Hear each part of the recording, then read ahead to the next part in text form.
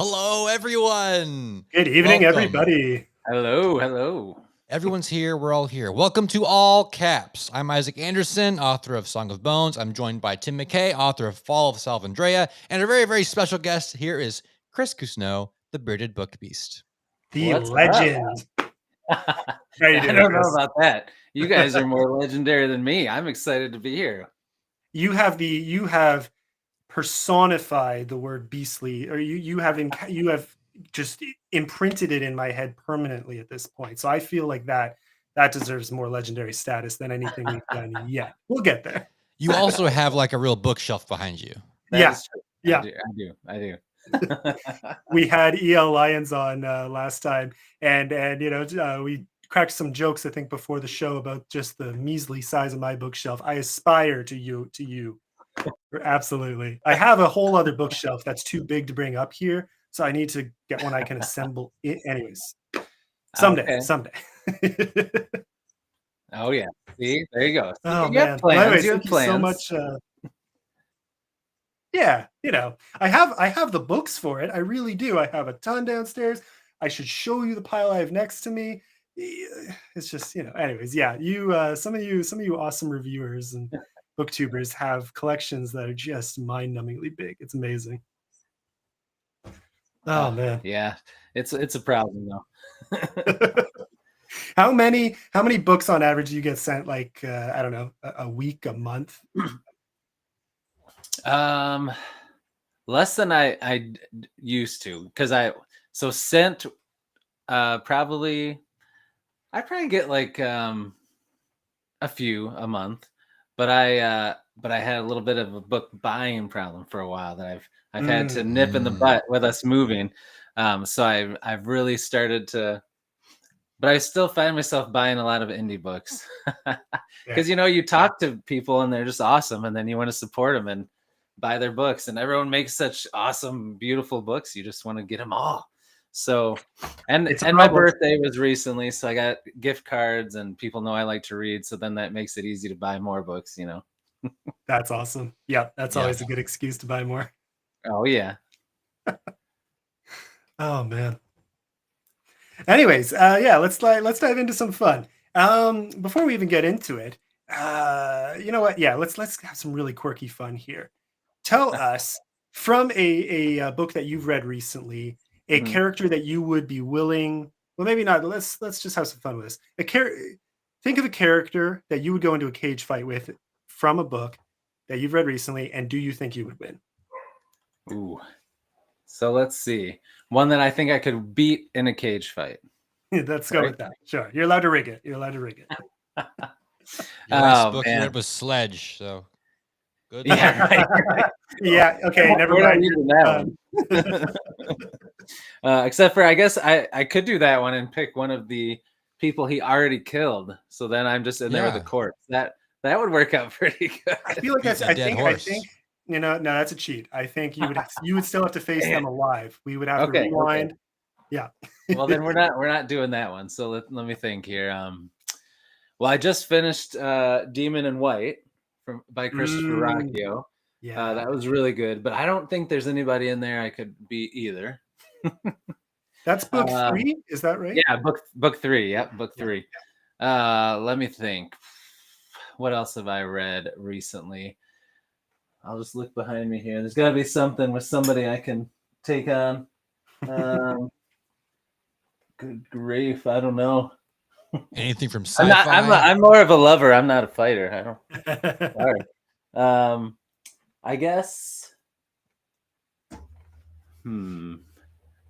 This is tough, and I knew about this beforehand, and I should have been better prepared. It's a tough one. Yeah. It is a tough one. I think I'm gonna go with man. I think I'm gonna go with. Have you guys read Sun Eater at all? A little bit. I'm maybe halfway through book 1. Okay, so I would say, so you're in book 1, so you know who Gibson is, right? Mm-hmm. He's super nice, really old guy. I'm gonna go with that because Easy to beat up. If I'm in a cage, I don't, traditional cage match rules. I don't necessarily have to beat him. I just have to get out of the cage, right? Okay. And then my feet hit the bottom and I win. And he's really old and slow, so I could just climb right out. Or just take his cane and make him lose his balance. He falls over. See, I don't have to like There you go. punch him or anything. Yeah, So you don't that's have to what I'm curb going to go stomp with. him, just I'm gonna go with that. just incapacitate him. That's all we're looking for. Yeah. It's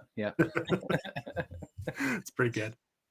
So generally, what kind of genres do you usually like to read? Let's explore your read. I mean, I think we've got a few hints there. Sci-fi, Oh yeah. fantasy. So give us notes. my jam is definitely fantasy, but I like some thrillers too, like and horror. Fair. Especially like I like kind of the lone wolf vigilante type books, like I like the Reacher books are pretty cool. But I love two of my favorite in that genre are Repairman Jack and Orphan X. I don't know if you guys Orphan have heard of X. either of those. Yep. I like those because it's like Reacher, but Reacher, like every book, he's in a different location and he's kind of bounces around. He's a drifter, whereas in Orphan Doesn't have X, to deal with his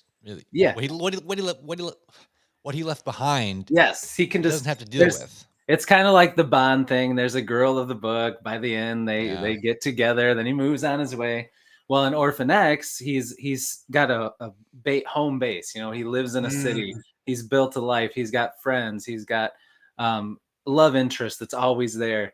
And I love that dynamic of like that, high thrill action stuff, but then with like stakes and found family and stuff.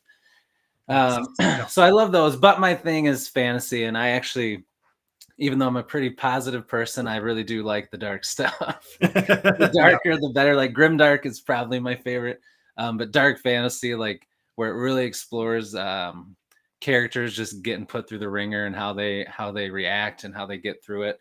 That's probably my favorite stuff to read. What got you into fantasy? Probably when I was a kid. I always loved reading. My mom always read to me. She was a big reader. But then I think my first fantasy book I actually read was I was in elementary school in the school library, and I found Redwall. And that was you were in the right place. Yep. And that's why I had to get your book, Isaac, because that's just, it gave me those vibes when I saw the cover and read what it was about. I'm like, I got to get this. This guy knows. So yeah, I read Redwall, and then I like devoured every book that was in the series at that point. And then every year I would read the new one that came out.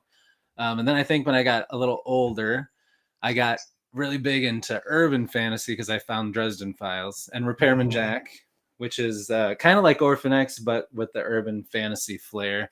And then I really missed out on a lot of like the traditional fantasy stuff because I did Redwall, and then I got into Dresden Files and Repairman Jack and stuff like that. And those are all big, long series. So I was like weird as like a teenager and a young adult. I had this weird thing thinking like, well, I love these big, long series, and I love the characters and how it just keeps going like a standalone or just a trilogy, 3 books. I feel like that's not, I don't know if I want to do something that short term. I guess I did not fear commitment, I suppose.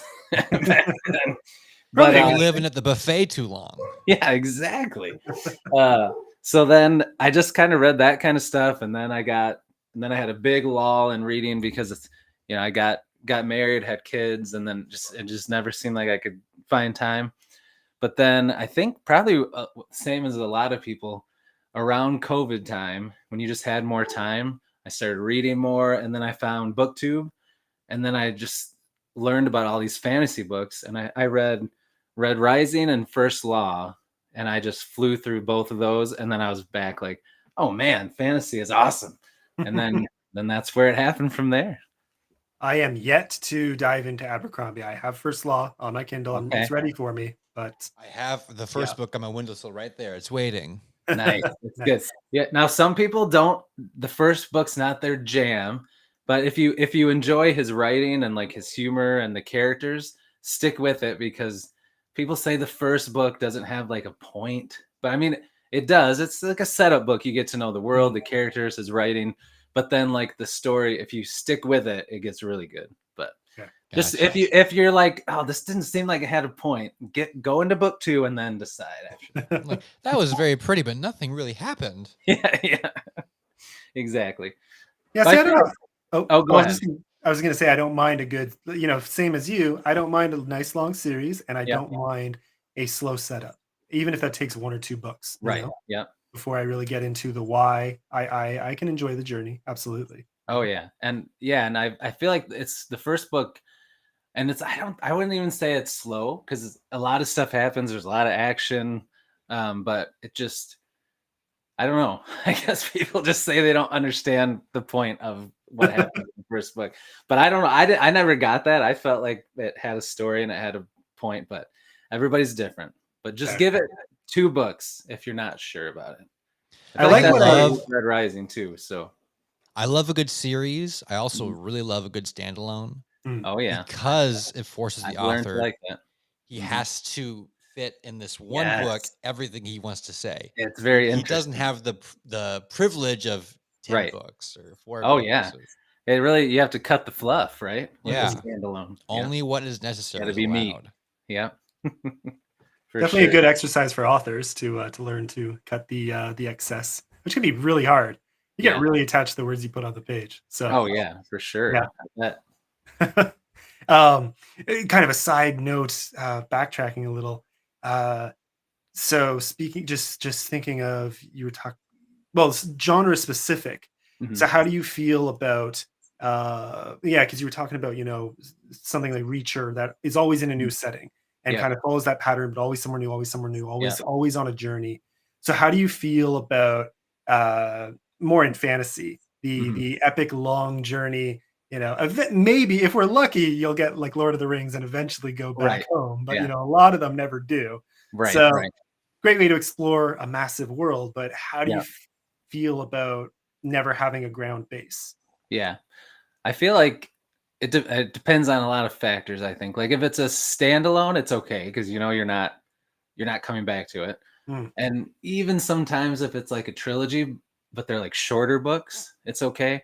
But like if they're like those, 1,000 pound, 1,000 page books, then I do get a little like, but I think the reason why it still works in fantasy is because at least if it's multi POV, I guess if it was like singular POV and there was always a different cast of characters, that might get old.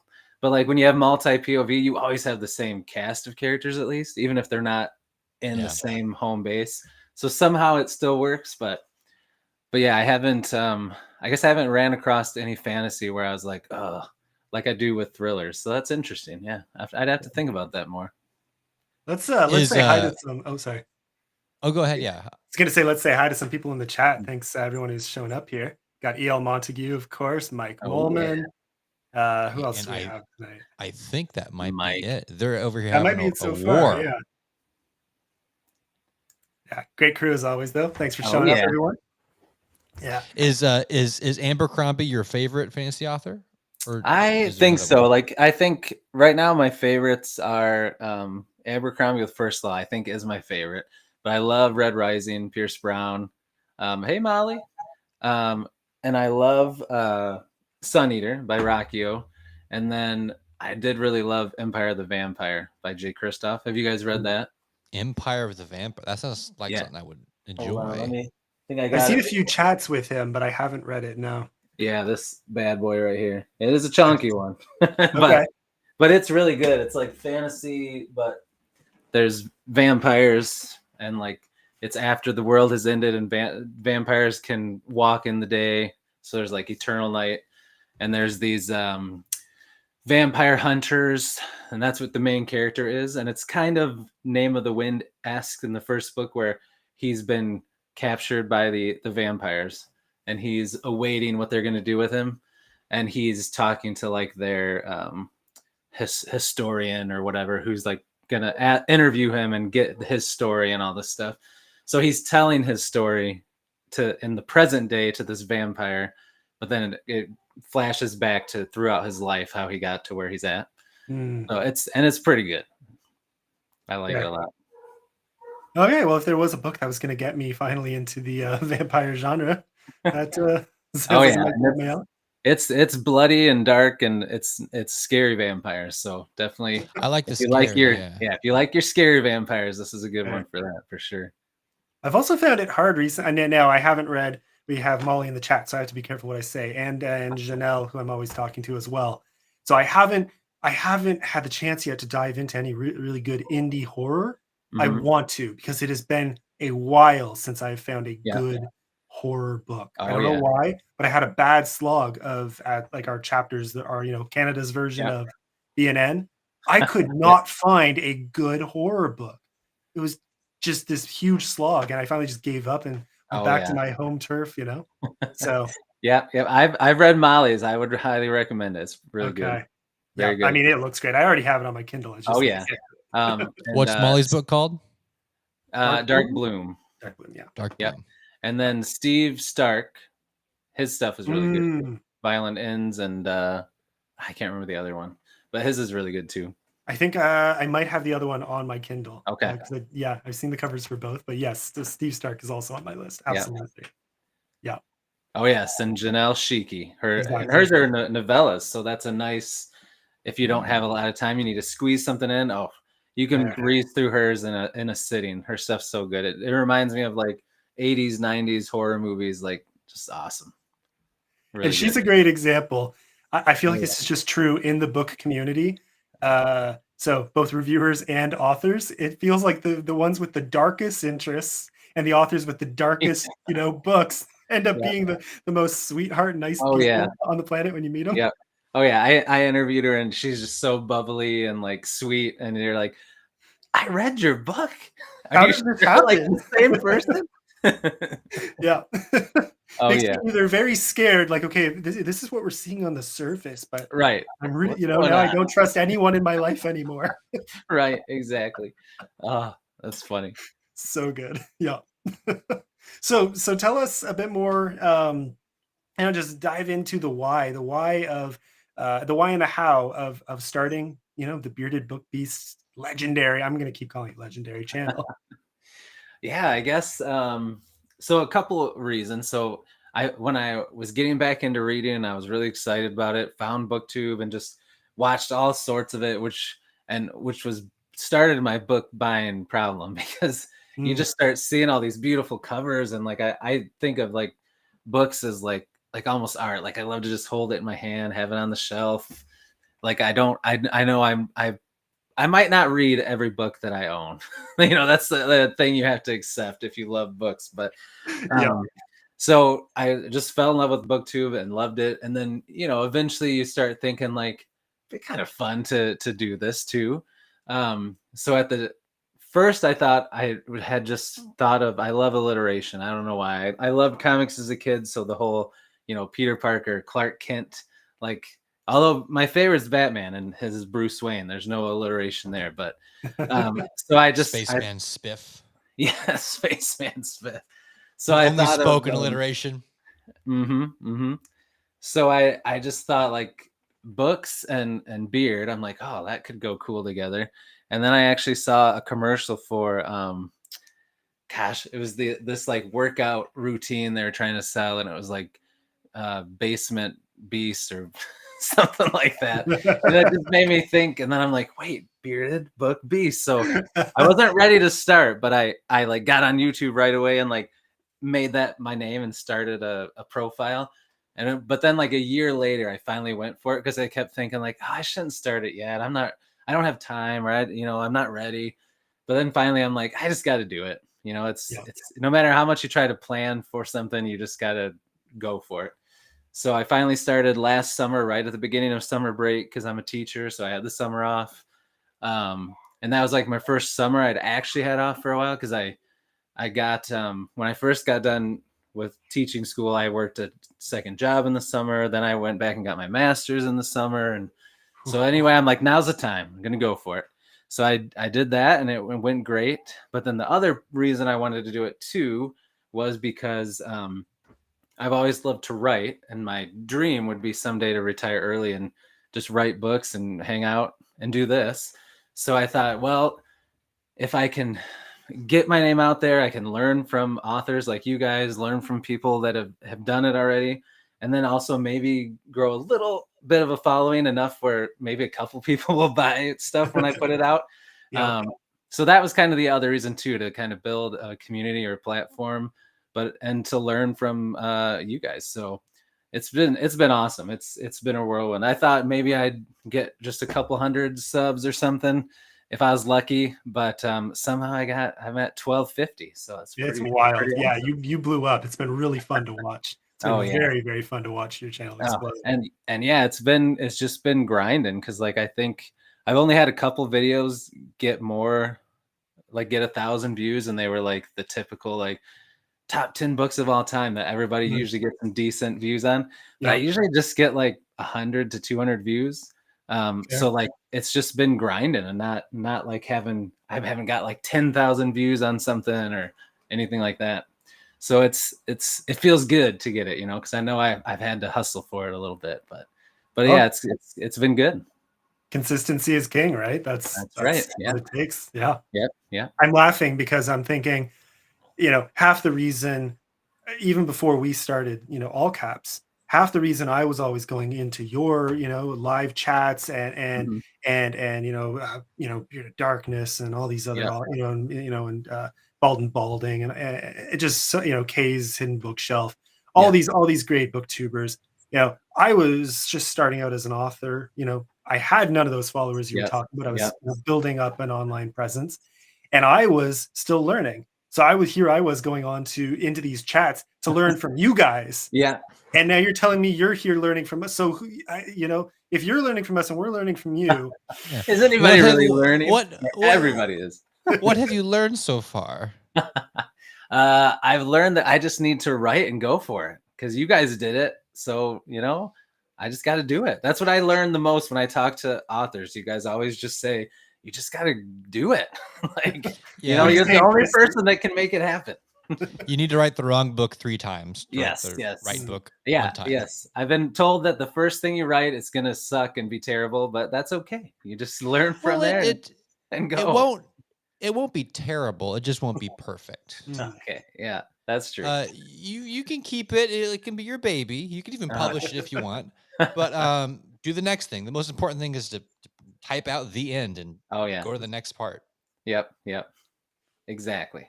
Yeah. Yep. Yeah, I mean, I'm laughing because I'm saying, okay, so if you're saying if we can do it, then you can do it. I mean, does that mean we're the bottom of the barrel? I know. After I said that, I'm like, wait, that didn't come out right. Hold on, that's not what I meant. Well, yeah, literally, yeah. I mean, anyone can do this. It's hard, but it isn't. Right. It isn't a mountain to climb. Right. Yeah.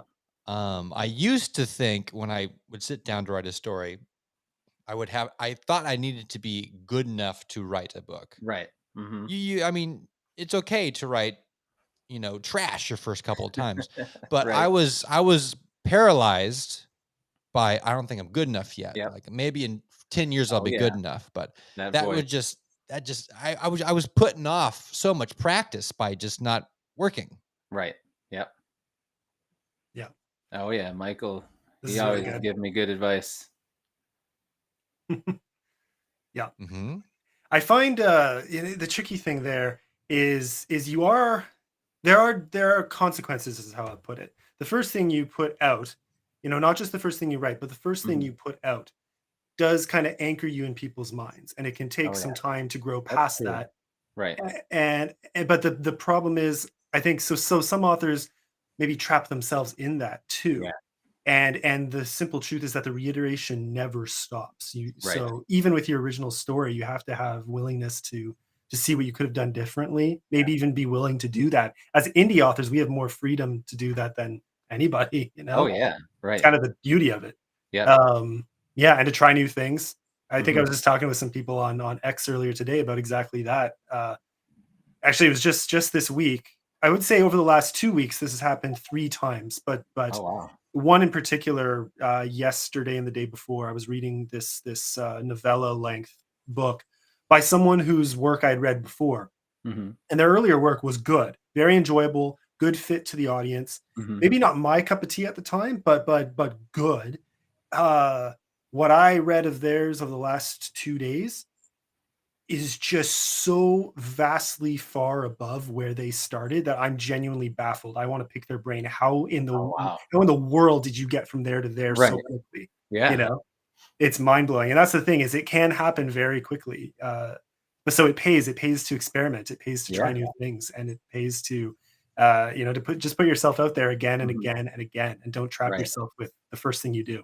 You know? Yeah. Also that's helps true. to read good books. Yeah. Mm, That's helpful. Yeah. yeah. Read The Princess Bride and the Last Unicorn. And Ooh, I love Princess Bride. Yeah. Ah, classic. Now I was thinking earlier I want to rewatch the movie now because love I that saw a movie. little Legend of Zorro or the Mask of Zorro clip and I was like, okay, Antonio Banderas is my man, but nothing will ever beat Inigo Montoya. You know? Oh, yes. Classics. It is. Yeah. Oh man. Well, how are we doing for? Yeah. Why don't we? I don't know. How are you feeling, Isaac? Why don't we have a little fun with a little I game? feel wonderful. Thank you for asking. Well, yeah, I mean, Isaac here has prepared a bit of a fun little game for you. All right. I think you're gonna enjoy A little this. diversion. Yeah, Okay. yeah. Okay. I'm ready. excited for this. So let's get this up on the screen. I'll get the chat down. There we go. Okay. We're going to play a game. We're going to have you pick one of 3 options.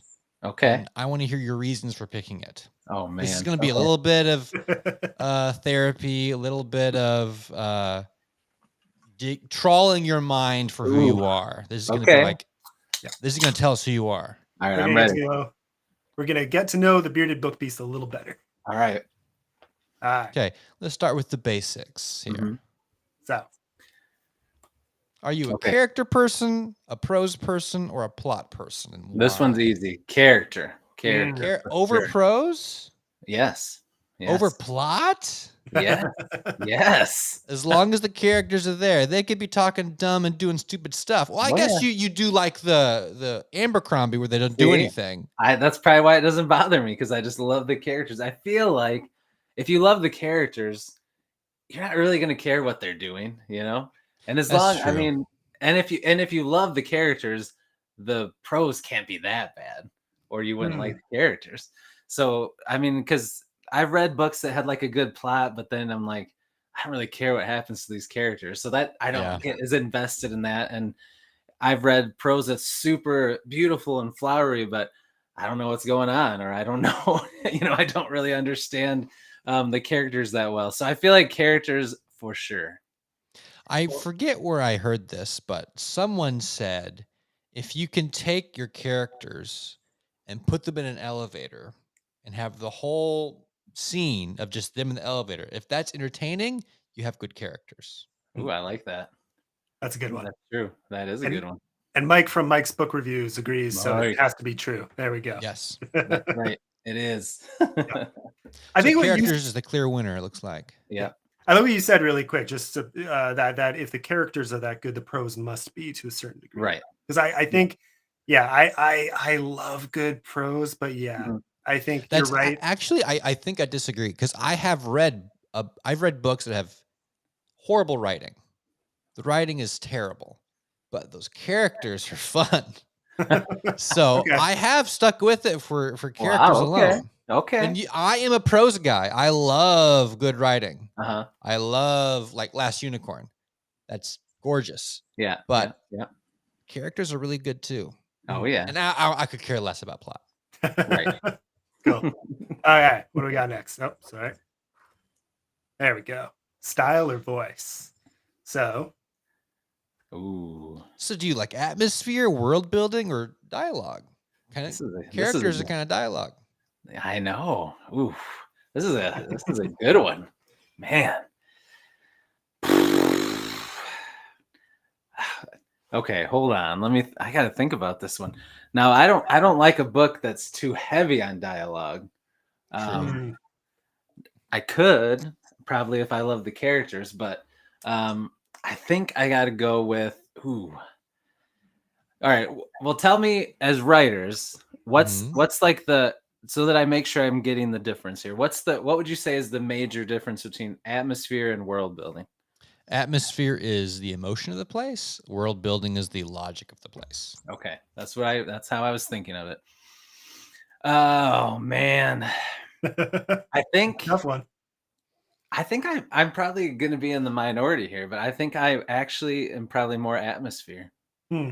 because I love world building, but like I've read books. Some of my favorite books I feel like have like a mood to the world Yeah. that I've probably always thought is like world building, but really it's not, because when I think about the world, they don't like set up all this backstory and all this stuff, but it just is a cool world because of the atmosphere, I think, that they create through their writing.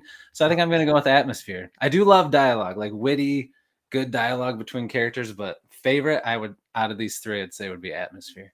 Yeah. I'm with you with atmosphere. Atmosphere is kind of like Star Wars, especially those first 3 movies, are atmosphere. Oh yeah. Star Trek is more world building. More logic. That's They're a both good split. fun. They're both fun, but I dig that atmosphere. Oh yeah. Yep. I feel like if Ro was here from Bald and Balding, he might be throwing a fit, but it's absolutely true. Probably would. Yeah. I feel like, and the thing is, in this case, things like your dialogue and your world building, they're all contributing to that atmosphere. Right? Yeah. So the atmosphere really is more a statement of true. the end product and what you Yeah. get out of it. You know? Mhm. Yeah. And contrary to the last few options, if there's bad dialogue in the book, I usually can't stomach it. Oh yeah. If the dialogue is written poorly, then that That's immediately fair, takes fair. me out. Fair. Yeah. Yeah. Yeah. Well, yeah, because dialogue like is really important, right? I mean, it furthers the plot a lot of the times, furthers everything, and it helps with the character. So if it's bad dialogue, it is tough. Yeah. When it's okay, so as an editor, it can be really tough dealing with this in particular, because dialogue from a technical point, Mhm. it can be hard to say, okay, you probably don't want to do that, because you really can get away with just about anything in dialogue, technically, right? Right. But how it feels, how it connects with the reader, does it feel believable for that Right. character in that context? Is Mhm. there, a logic to it, or does it actually, does it feel real, or does it pull you out of the world because it's so jarring? Oh yeah. So no matter how unique you might feel it is, so that can be tough. It can be very hard to get that message across to an author who's attached to their That's true. current quirky dialogue. It's a tough one. When writing Song of Bones, I had several characters that had like dialects, and they have certain Oh, yeah. phrases they would say, Mhm. and I would have to go back and cut out most of it because it was fun for me to write, Right. but it took you out. It was too distracting. Right. Yeah. Yeah. That makes sense. All right, what do we Mike, got next? yeah, the world building. Okay, this Ooh. one I'm excited This is for. going to be good. Okay. Yeah, let's see what you think. So, do you prefer a bittersweet ending, a happily ever after ending, or do you like a good cliffhanger? All right. So are we talking about like a standalone final book of the series, or like any book? I get. Let's do both. Okay. Let's start with series. Series is your wheelhouse. This is the final book of a 10-part series. Oh man. You've been through highs and lows. As I'm reading the book, as I'm reading the series, in my heart, I want the happily ever after, but my favorite is probably bittersweet, because I'm a big character guy, atmosphere, and I like when there's stakes. I like when some, like, a fantasy world feels real, and like in real life you hardly ever get happily ever afters, So I feel like a bittersweet ending is grounded. It grounds it, and you may not like it, but it is what it is, and I usually feel better with that than like if it's too happily ever after.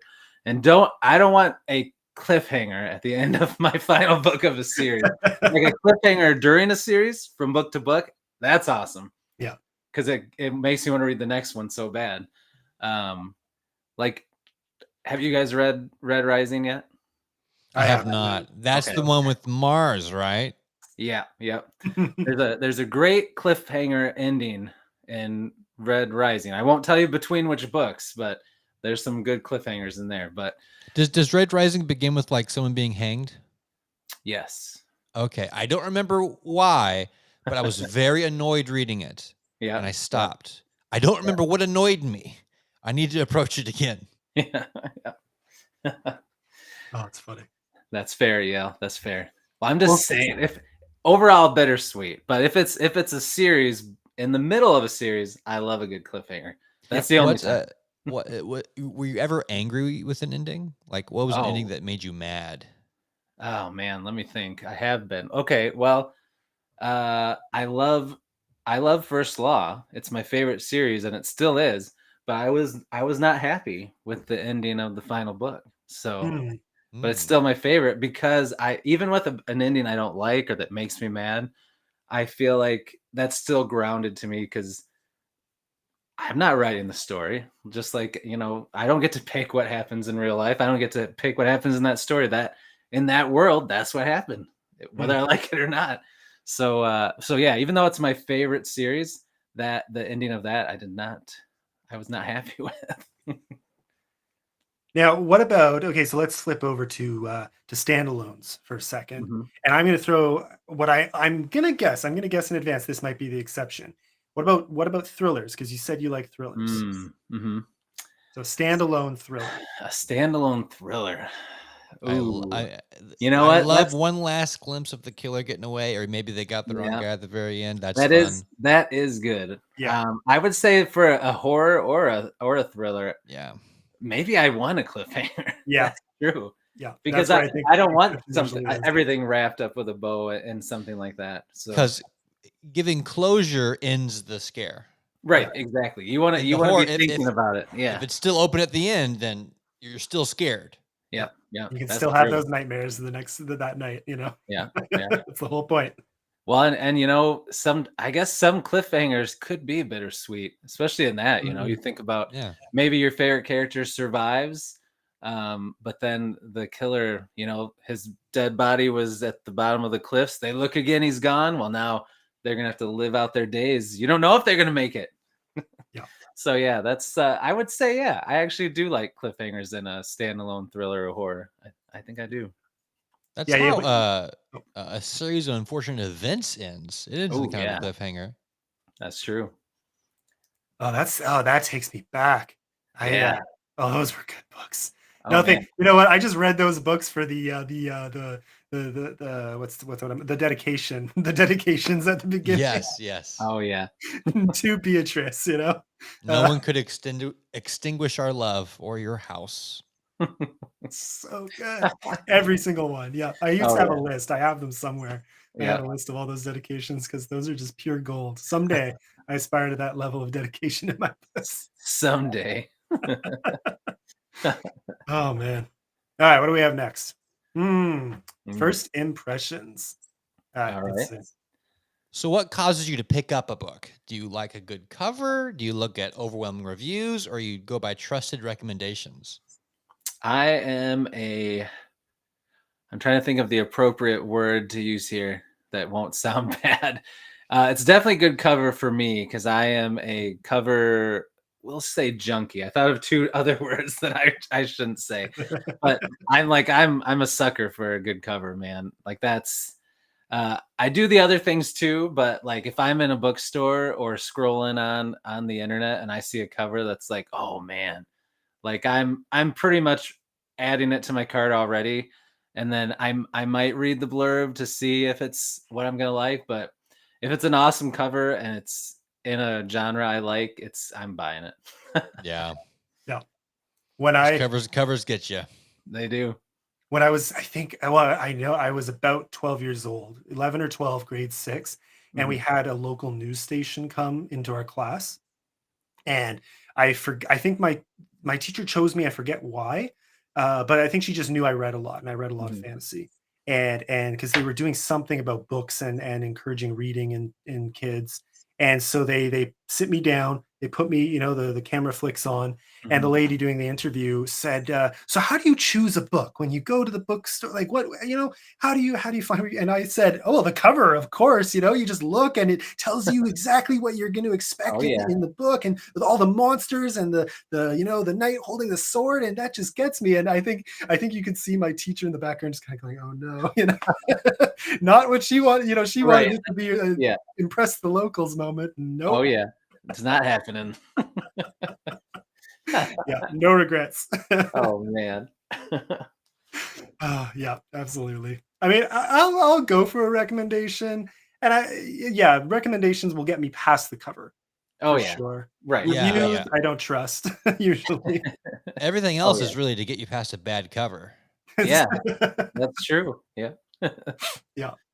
Anyways, yeah, that's what we had for that, but That's good. that was fun. That's fun. I like that. So we learned that the bearded book beast is a man of great taste. Yes. No surprise there. Yes. I like that. Yeah. Oh, that's awesome. Oh man. So tell us a bit about your process then when it comes to actually reading the books and reviewing. And what do you look for? Mhm. Um, well, I need to get this process that you talk about because I don't really have one. I haven't learned how to do that yet. I've always been a mood reader, um, Fair.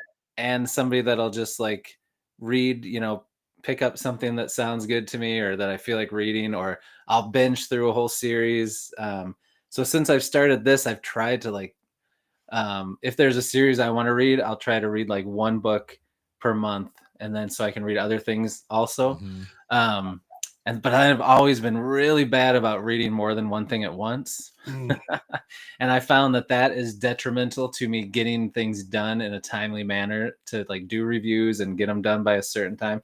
So I'm starting to try to like plan out a TBR a little bit, but it is hard because I'll plan it out. I think I'm good to go, and then something new comes out, or I talk to an author and they have a book that sounds cool and they offer to send it to me, and it's like indie books has makes the mood reader in me like makes it even harder for me to focus yeah. on having a strict process and a strict TBR because there's just this whole new world has opened to me of amazing books and covers.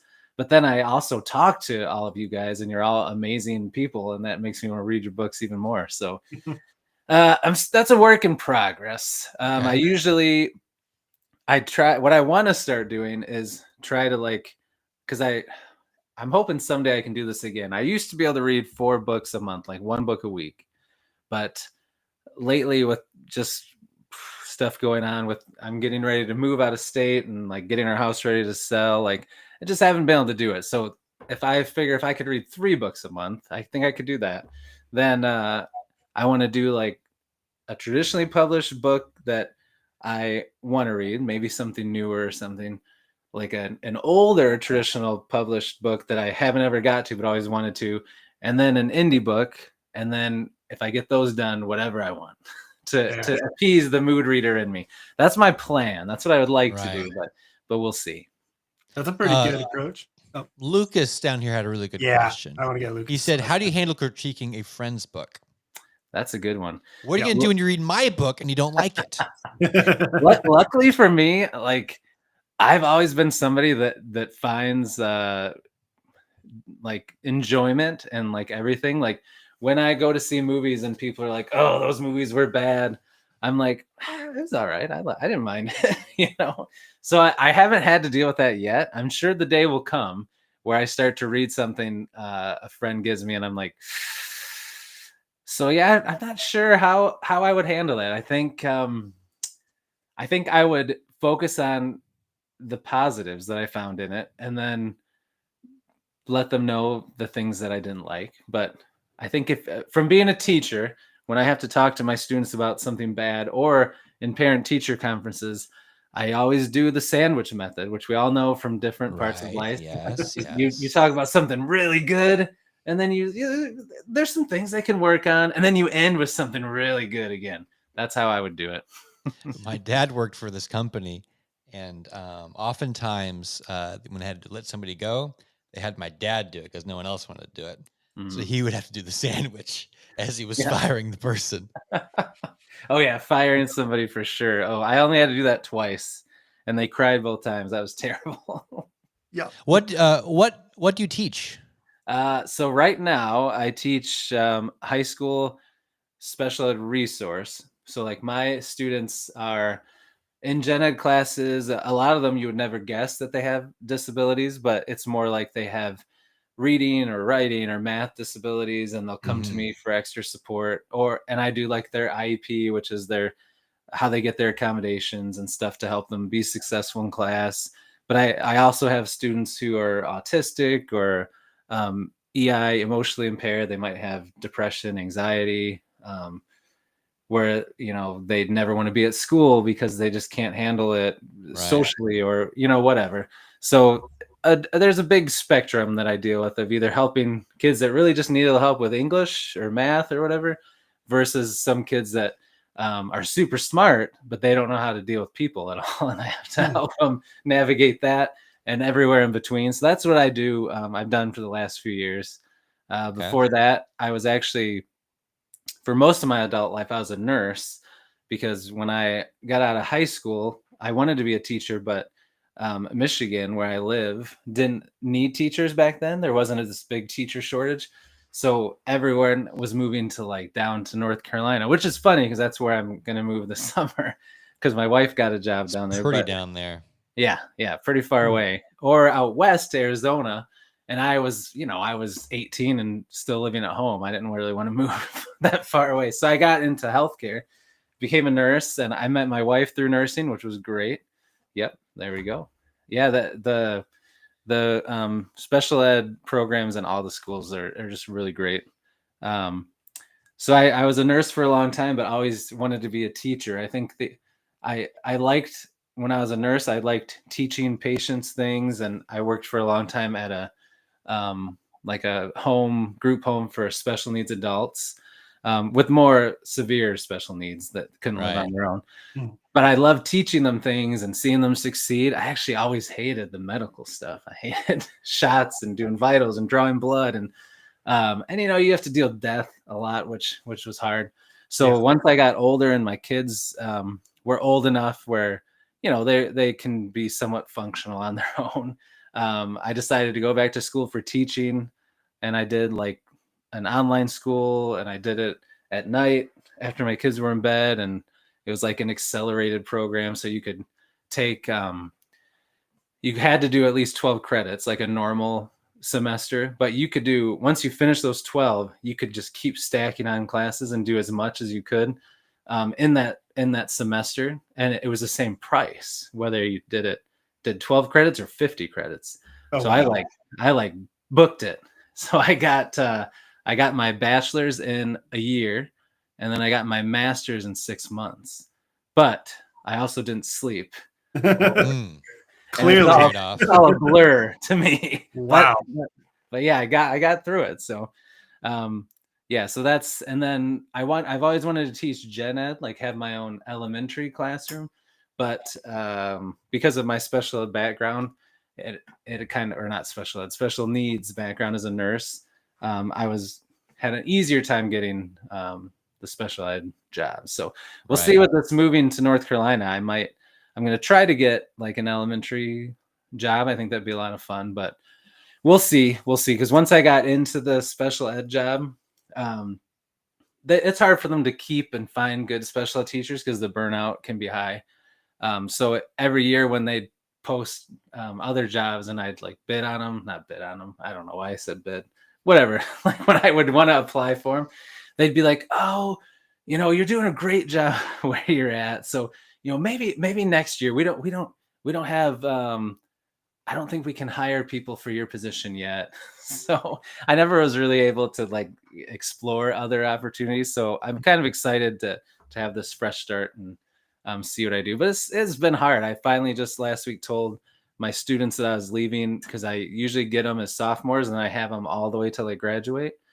So my sophomores and juniors who thought I was gonna be their teacher for 3 years, like it's hard because you become like their person at school, Yeah. because Yeah. they have a different teacher every semester for a different subject, and those teachers got 30 kids that they're taking care of, and they don't have time to talk to the kids and build a relationship as much. Sometimes they do, but me, they see me every day for 3 years, and I've become like another parent to them. So it is kind of sucky that I'm leaving, but that's how life goes sometimes, right? Throws you curveballs. You just got to roll with it.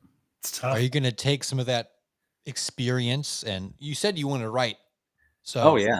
Yep. how much of Yeah. that's going into your books? Oh yeah, a lot. I'm finding that as I've started writing and writing characters and stuff, they've got like things from some of these, depression or anxiety or social anxiety, autism, like some of the stuff I just was naturally having these characters have, and then I thought it'd be kind of cool if I just went all in on some of this stuff and had some of these characters actually have some of this stuff. So yeah, it will, I think, be a big part of my writing because, I think at some level we all have a little bit of something. I don't think it's as black and white as sometimes it seems. I think there's a lot of gray where I think we all have we're all on the spectrum somewhere, probably. So, are you going to go into more fantasy? You're going to go more urban? Like, what do you? Yeah. Where do you think you're going to land? I think starting out definitely fantasy, and probably a lot like Abercrombie's First Law, like the grim dark, but with some humor and with still some hope, not like super dark fantasy, where there's some hope and humor and stuff like that. But I have a lot of, what's that? Grimdark with a healthy dose of dangling fruit, right? Yes, I like that.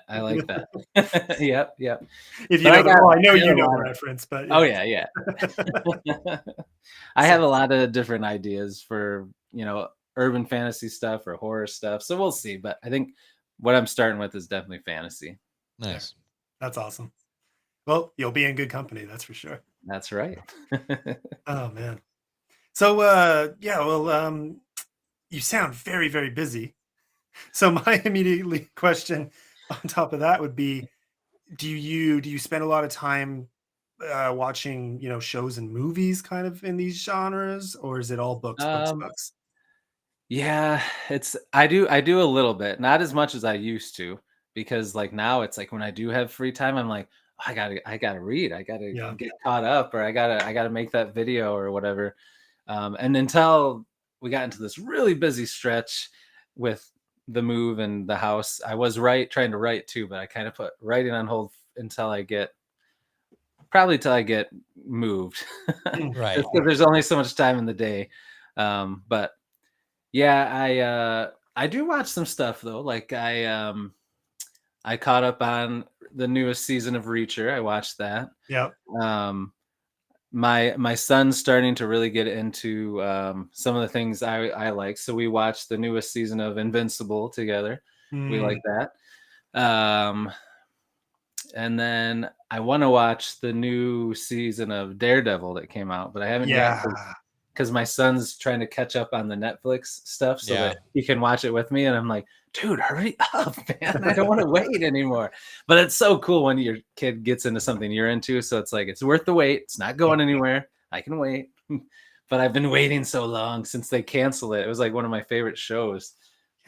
So I'm really excited that it's back, but I just got to be patient. Yeah, that was such a good show. So I'm yet to watch the new season, but I really want to. Because I'm halfway through season 3 of nice. the final season, the Netflix one. Yeah. Oh, that's so good. So good. Yeah. I like Punisher too. That was really good as well.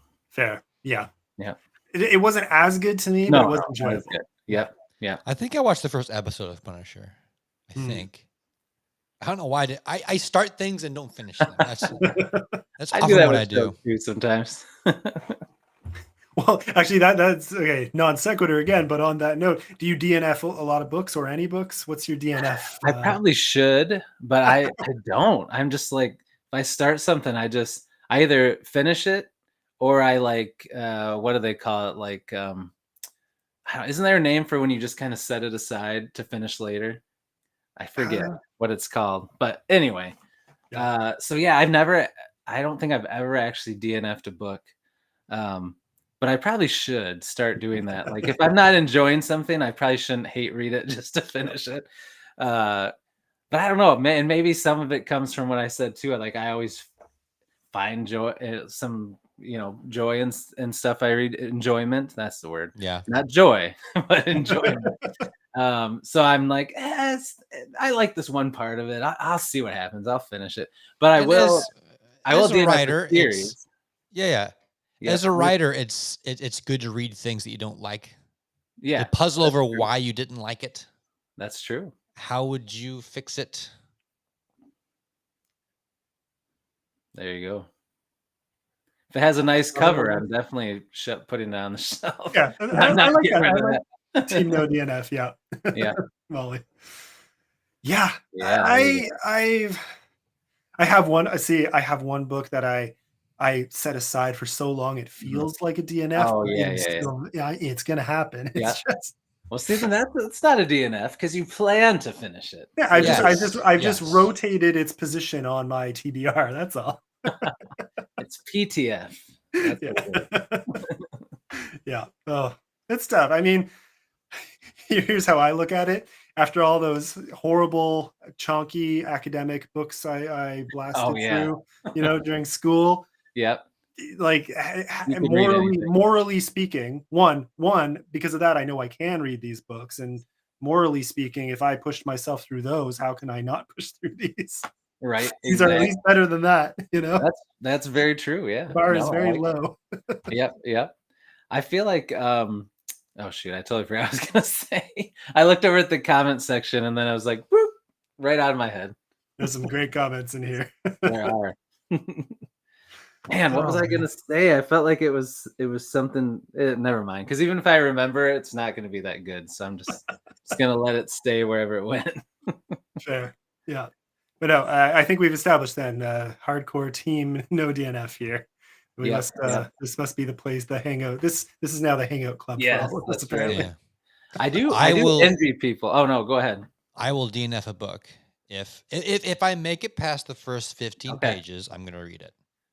Okay. But you have 15 pages to make me want to read it. Okay. That's good. Because I do envy people that can DNF sometimes, because there's just so much to read, and it's like if you're not enjoying it right away or it's not really grabbing you, like it would be nice to just be able to be like, I just don't like this, and move on. I don't know, because there's only so much you can read in your lifetime. There have been moments where I read the first 3 sentences and I know, nah. Yeah, you can tell right away. I don't know if I can tell right away, but I mean, if I kept reading, maybe I'd be proven wrong. But I don't have the energy to keep going. Right. Yeah. I know. I'm trying to think if there's been books early on I was like, and then by the end I loved it. Because I mean, that would be something you'd miss out on, I guess, if you. Yeah. But I feel like generally that doesn't happen. What did I read? Hyperion. Hyperion. I started that book maybe 3 times. Okay. And each time I'd make it 10 pages in and be like, I got to do something else. But once I sat down, like, okay, Hyperion is good. I'm going to read it. And once I really started it, I finished it in like 2 days. Oh yeah. It sucked me right in. That was that was a trip. Oh man. Yeah, I haven't read that one. I got that special edition from Broken Binding. I could not get it because it looks so good. So I'm waiting for that. I'm going to read it. Oh yeah. Put that way up on your list. Yes. It's like definitely gonna. It's like a bunch of novellas squished together. Yeah, right. Each one is told in a different way and a different style. Right. It's almost like different genre, right?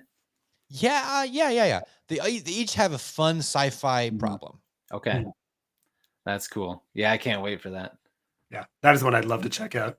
Yeah, I think Molly and Josh have summed this up really well, because to me it's the sunk cost. So I think the exception in my case might be Kindle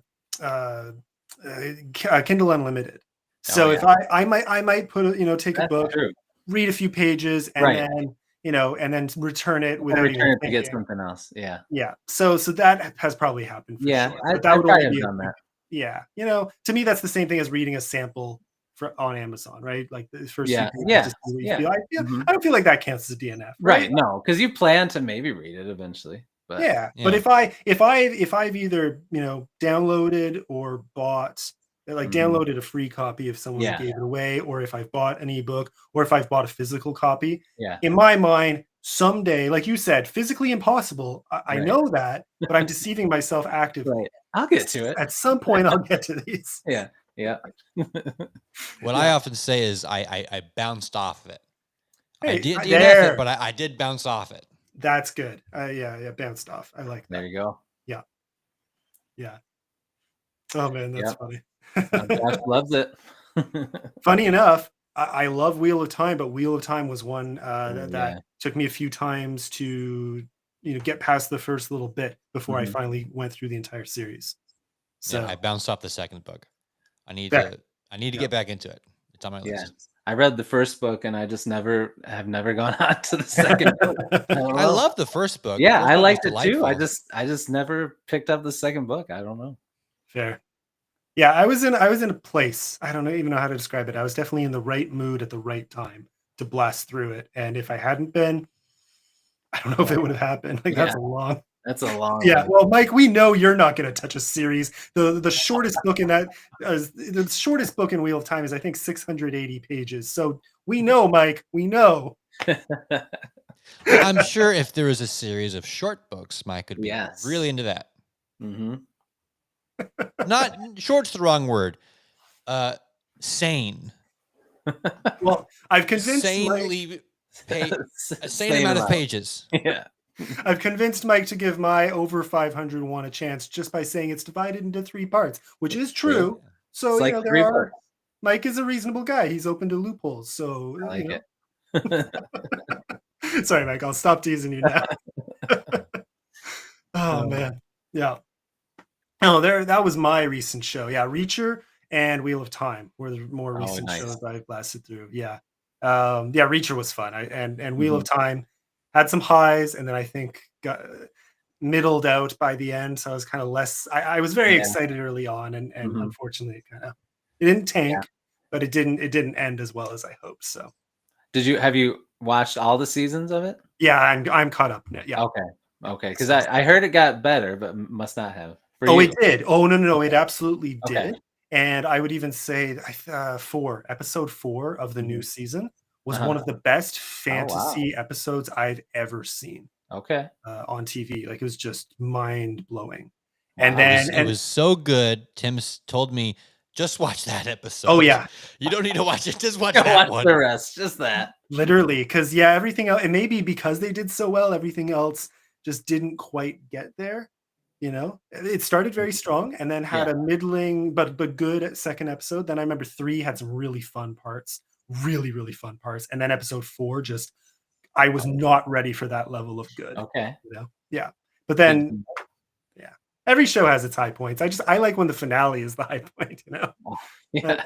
Maybe I'm biased, but Yeah. No, that's good. Yeah. It should be, right? Yeah, when again, different structure. Some story arcs have their high point in the Mhm. middle. That's fine. So it doesn't always apply the same way to books, but for shows, especially action heavy and slow Mhm. build up, you have to nail the finale. Oh yeah, you have Yeah. to. Yep. Yeah. So I agree. yeah. I'm looking forward to Andor tomorrow. True. I did hear like the it's first season I of hear it's another slow burn. that. I couldn't see it being any other way if it's anything like the first season for sure. But it was so I good. liked the liked it. characters and the writing the first one. It was different. I did. Yep. Stranger Things is really good too. Hmm. That's Oh, what yeah, Stranger they're Things. talking about. Yeah. Yeah. First season was really good. Second Mhm. season was I liked it. Mhm. Third season, I liked it while I was watching it, but if I watch it Right. again, it's Yeah. fine. Yeah. But the Mhm. fourth season, I really, really enjoyed. Yeah, it was good. I don't like that they keep killing my favorite characters. It's like those are the only characters that die. Yeah. All the ones I'm kind of like meh about, they they're going to survive. Yeah. But I mean, they killed Samwise Gamgee. So That was sad. that was Spoiler very if you sad. didn't. If Sorry, you didn't yeah, know I'm just that. Yeah. yeah. Spoiler alert. Yeah, Okay, so I sorry. better be careful about He spoiling the fourth freaking season died. for Book Lounge here. Yeah, But yeah, He there was got no- 8. There Yeah. was no question. Yeah. and then the okay, so I won't spoil this one, but you know the really awesome character in season 4 who dies, and I Mhm. was so angry. I can't even begin to express how much that just I can't yeah. remember a character dying in season 4. Who died? There was a musical moment. I'll say yes, that. yes. A They were in the moment other in upside 4. down. Yeah, so I'm trying to avoid spoilers No, here. but it was- nobody died. Yes. No, Yeah, nobody died. I hope Gravely you're right. injured, but I not hope dead. you're right. No. I hope you're Yes. right. That's what you're thinking? I hope you're right. We're talking about the same person, I think. We'll have to talk afterwards because Yeah, I don't okay. know we if need to you. talk I think you're thinking of something else. I think this person Okay. is dead. Is it? Yeah, it was pretty Is clear. it the guy who got cut in half? His character arc was done. I guess cut him in half at the end. The bully. I mean, that one's dead, but no, I'm Yeah, thinking that one's definitely someone else. dead. I was like, he is an interesting character. Oh, I guess to resolve it that way, we'll just cut him in half. Yeah, sorry, we're trying so hard. We're trying so hard. We're not saying. I know. I say. I It's- think we're talking about how he's catching up on it, so we shouldn't say anymore. Yeah, Mark hasn't seen it. Yeah, we're trying. We're trying so hard. Yeah, I agree. I agree, but it's not okay. I know. Yeah. Okay, we'll leave it at that. No more spoilers. Yeah, great shows though. That's yeah. I was talking to someone about this the other day about different sources of inspiration for writing. Mhm. And it's just, and I've talked to some authors who hate the idea of ever getting inspiration from a different medium, like Right. shows and TV. And Yeah. I'll never understand that. You know, my first exposure to, maybe with one exception, I think my mom probably read me The Hobbit when I think she did. Mhm. I think before Lord of the Rings came out, but barely. But I mean, really, those movies coming out roughly when I was around 10, 11, Mhm. maybe later. Yeah, I think that's about the right age. Like that medium is what hooked my attention and got me to start reading all my fantasy books the next year, you know? Like, Oh, so yeah. I can't detach those two. I think there's Right. always going to be some crossover influence. You just have to Oh, be yeah. careful that you don't Yeah. write your book like a movie. Let's or like get a back to video talking game. about what Yeah. happened in Stranger Things. So, So, Now that Mark's no, I'm back. kidding. I'm kidding. I think the one thing, getting inspiration from movies and TV shows, that's great, really great. When I first started, I found I was making movies. I wasn't making books. Hmm. I was going way more visual, and visual's good, but you Mhm. also need, you need those book techniques. You can't really steal from the visual stuff. You Right. can if something's really written very well, you notice how good it's written. Like Yeah. Toy Story 2 I watched recently. That Hmm. is a solid. That movie is written so well. Mhm. Yeah. Everything is set up and paid off perfectly, and Oh, yeah. that's a masterfully done film. So yeah, watch Toy Story 2 if you want to take a lesson in setup and payoff. Yeah. I think it was Christopher Nolan. I saw a quote of his once. He was talking about how for movies, everyone assumes it's just the complexity and the beauty of his stories because he can write a really mind-breaking story. Right. And he actually said, no, no, no, that's only a small part of it. You have to know the medium you are using. Mhm. And that's why if you watch his best movies, they are all not just, it's the combination of amazing storytelling, but also the visuals and the Right. audio and the full culmination of all the different Yeah. elements that make a movie what it is. So when Oh, you're yeah. writing a book, it's the exact same thing. You have to know the different elements and you have to Mhm. polish them all and make them work together as Right. a whole. You know, you can't get too caught up in just describing the scene and the world building. You can't Yeah. get, I would say you can't get too caught up in characters alone. Right. You know, you have to give enough exposition to give insight into their minds, not just their dialogue. Yeah. You know, you have to make the smells and the tastes and the feel, the sensory experience feel real to the reader, Mhm. right? Like there's a lot more that goes into it than just sentence structure and Yeah. you know, and prose. Oh, Prose yeah. is the first step, but Yeah. it's so much more than that. You know, Right. Mhm. Tell me what you think about this. I have this this idea. I don't know if it's true or not. To me, like the finale of a story, like if it's a movie, it's a big fight. You know, Mhm. these two are going to duke it out. It's going to be amazing. In a book, I find the two opposing forces meeting and talking is way more interesting than them fighting in a book. Hmm. Mhm. I don't know how well that holds. Like, I would like to hear your guys' opinion. Like, would you rather to see a well-written fight, or would you rather see them come together, have some kind of altercation that involves, you know, like conversation? Mhm.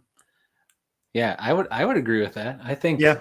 I mean, depending on the plot and storyline up to this point between them, um, you might need that fight too. Like if there's some Yeah, revenge or something that you need to see, or if that villain but is done. the But if they just fought without any yeah, kind of interaction, like yeah, you gotta have that, especially if yeah. they're very like different types of characters. Just seeing them together interacting.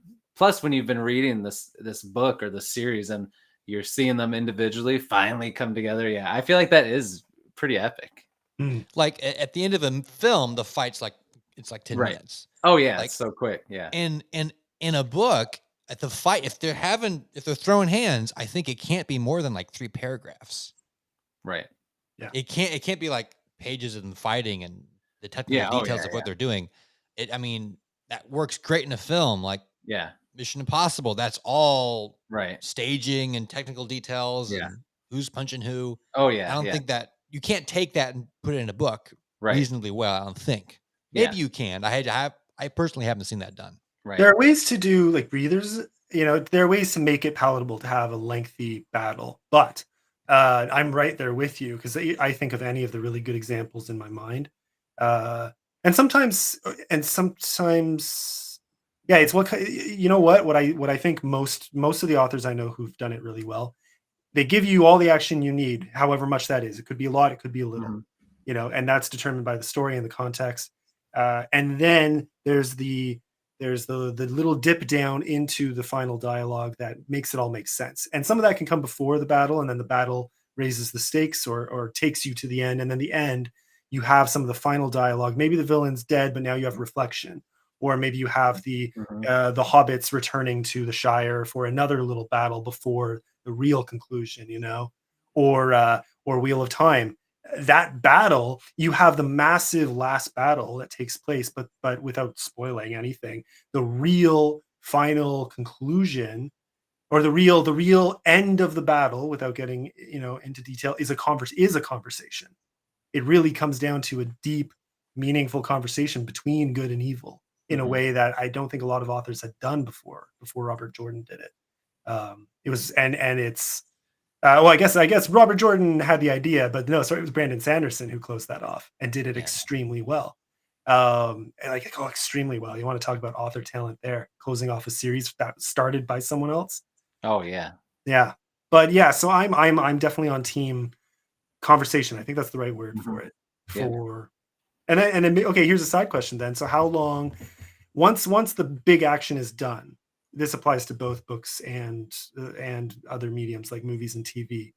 Uh, One, how long do you want it's tying up loose ends and the resolution that comes Mhm. after the big battle's over?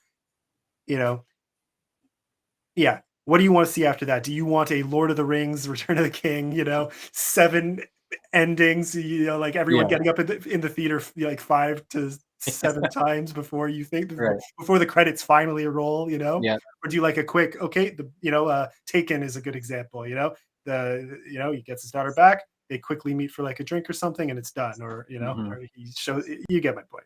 Right. Yeah.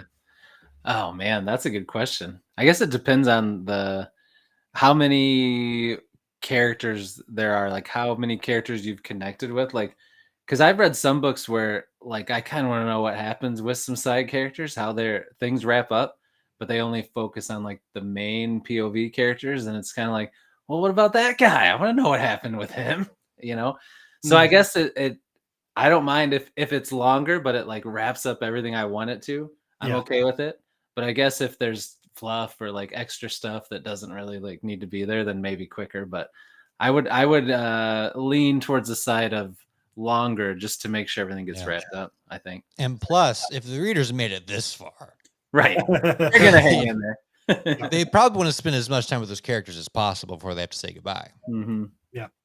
Sometimes I'll get to one of those endings and they'll only tie off a few of the loops, that have been open through the series. And I'll be there thinking, did they forget these other ones? Because I did not. Because I did not. I definitely did not. Where is this? Where is this and this and this and this? I definitely keep track, and I want it, tied off, or at the very least, I want it hinted at. Yeah. I don't mind if you leave some of those loops open, but address them in some way. Right. Yeah. So, oh, those are good ones.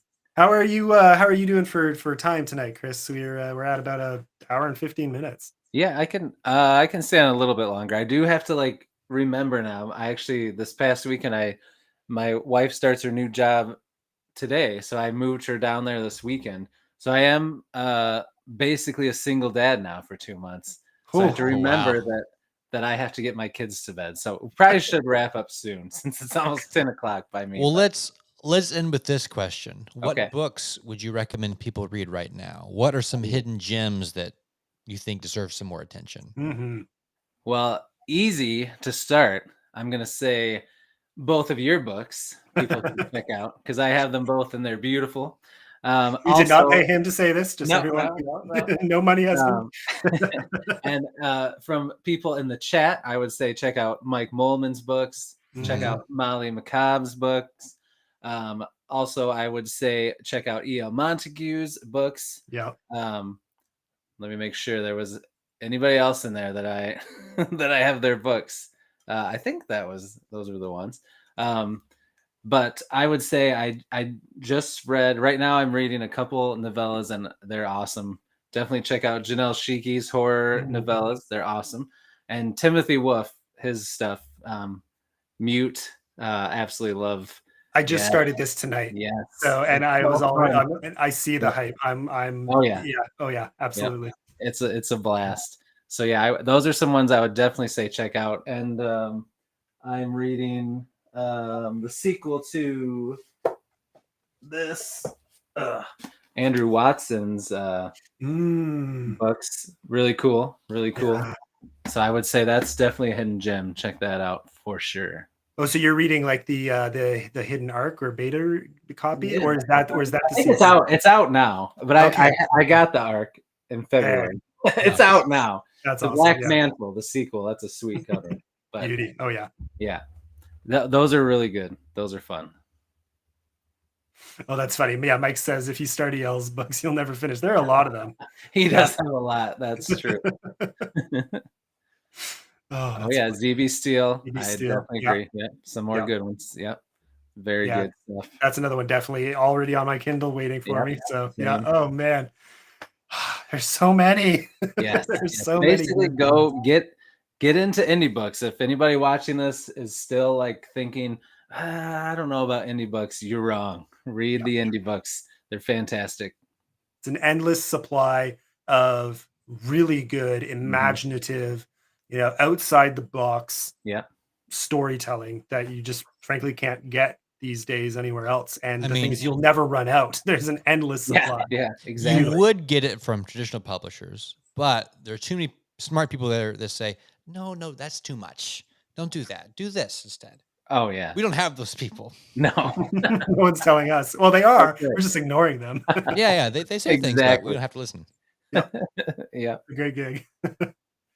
Yeah. Well, Chris, thank you so much for coming on. It's been an absolute blast. Yeah. This is no awesome. Surprise there. And so thanks everyone for joining us in the chat. I feel like everyone we're seeing here already does, but for everyone who doesn't, be sure to give Bearded Book Beast a follow.